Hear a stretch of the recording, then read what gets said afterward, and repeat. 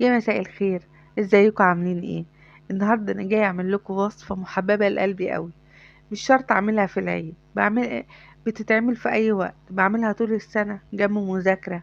آه تصبيره بالليل لو الواحد جعان جنب كوبايه شاي بلبن.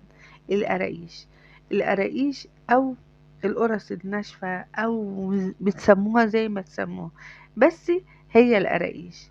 القراقيش الناعمه الحلوه اللي طعمها حلو تشرب كده جنب كوباية شاي بلبن. النهاردة عامل لكم كيلو قراقيش زي ما انتوا شايفين. انا كنت ناخلة كمية الدقيق كلها وكنت بسحب منها بقى. فانا هنا حطيت ذرة ملح، يعني حاجة بسيطة قوي على كيلو دقيق زي ما انتوا شايفين. والقراقيش دي من الحاجات اللي جميلة جدا جدا، اللي كمان انا بدخل معاها الشمر واليانسون والسمسم، بيدوها طعم حلو قوي قوي قوي. بجيب الشمر واليانسون طبعا والسمسم وبنقيهم كويس جدا، وبديهم تشويحة على البوتاجاز كده لمدة كده 30 ثانية، وببتدي احطهم زي ما انتوا شايفين. هبتدي ان انا حطيت كده شمر وينسون وسمسم. تمام. هحط شوية، يعني قيمة معلقة صغيرة آه من من ريحة الكحك، حاجة بسيطة قوي قوي قوي. مع المحلب، يعني ريحة الكحك ممكن تكون اقل من ربع المعلقة الصغيرة بتاعة الشاي، وبقية المعلقة محلب. المحلب يا جماعة بيبقى حلو قوي في المعجنات، وحلو قوي في النواعم. يعني لو انت بتعملي كحك حطي محلب، لو انت بتعملي قراقيش حطي محلب، لو بتعملي قرص طرية حطي محلب. هنا حطيت معلقة صغيرة قوي بيكنج باودر. انا هستخدم على فكرة، انا كل الحاجات الجافة حطيتها مع بعض. هبتدي ان انا اقلبها وادخل كله في بعضه. انا طبعا القراقيش بحط لها خميرة، بس انا البيكنج باودر انا بحبه، يعني انا حاطه زي ربع معلقة كده، معلقة الشاي الصغيرة. انا بيعجبني البيكنج باودر لانه بيرفع الحاجة ما بيخليهاش مكتومة. تمام. انا هنا قلبت كل المكونات في بعض، انا برضو مش عايزة اطول عليكم. انا حطيت كل الحاجات الجافة مع بعض وقلبتها. هبتدي هنا بقى ان انا انزل بالسمنة او الزبدة زي ما انتوا عايزين. عايزين تعملوها بزبدة خالص براحتكم، عايزين تعملوها بسمنة براحتكم، عايزين تخلطوها خليط براحتكم. بس انا هنا عشان عاملة كمية صغيرة هبتدي ان انا احط السمنة دي، سمنة على زبدة الاتنين مع بعض. هبتدي ان انا احط ادي اول كوباية. طبعا الكيلو انا بحط عليه 500 جرام سمنة او 500 جرام زبدة، لان انا كمان في تكة ليا هحطها. التكة دي اللي بتخليلكوا القراقيش جميلة، وفيها فيها النعومة الحلوة قوي قوي، الدايبة بتاعتها دي. وفيها وفيها حتة سنة قرمشة كده حلوة لما تشربي الشاي بلبن كده.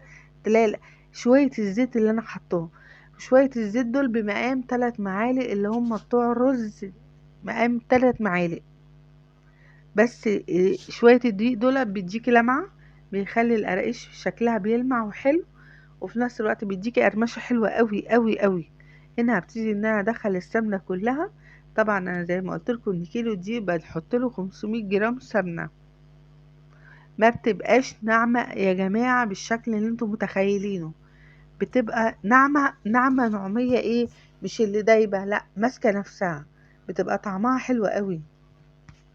انا هنا هبتدي بقى اشتغل بايدي، لان هنا بقى ايه، القراقيش عشان تنجحيها والنواعم سواء كحك ولا قراقيش يحبوا ان انتي تبسيهم بالطريقه دي، مش تعجنيهم، لان العجن يعمل لك عرق في الدقيق.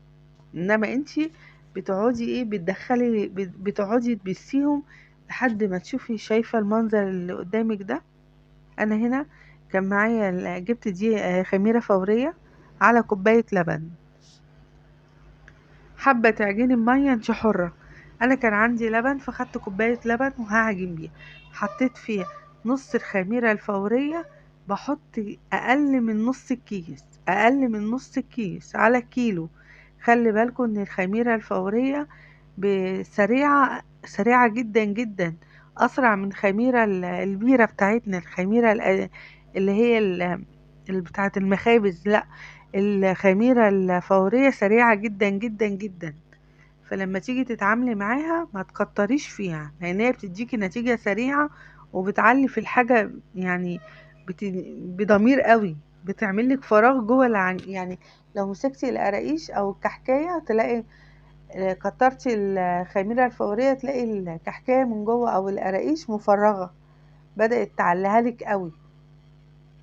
فزي ما انتوا شايفين انا شكلت اهو الحتة اللي هي اللي انا كنت بشكل فيها وبقطع، معلش سامحوني ان هي اتمسحت من عندي، بس انا طبعا التشكيل كلنا عارفينه. انا كنت جايبه العجوة انا كنت عجناها بمعلقة زبدة، حطيت معلقة زبدة في العجوة وعجنتها كويس قوي قوي قوي، وبدأت ان انا اشكل زي ما انتوا شايفين اهو. ما خدتش مني وقت، ده على طول، بالعكس دي القراقيش ما بتاخدش وقت. وعلى التسوية بتاعتها على درجة حرارة 180، وتحطي الصينية في النص، الصينية الصاج الحاجة اللي انت تحبيها في النص. تبتدي ان هي اول ما تبتدي ان هي تحمر من زي ما انت شايفة كده، تبتدي ترفعي الصاج لفوق خالص، ياخد من الهبو والسخونية بتاعة الفرن. هتلاقي الوش معاكي، هتلاقيها هي استوت. انت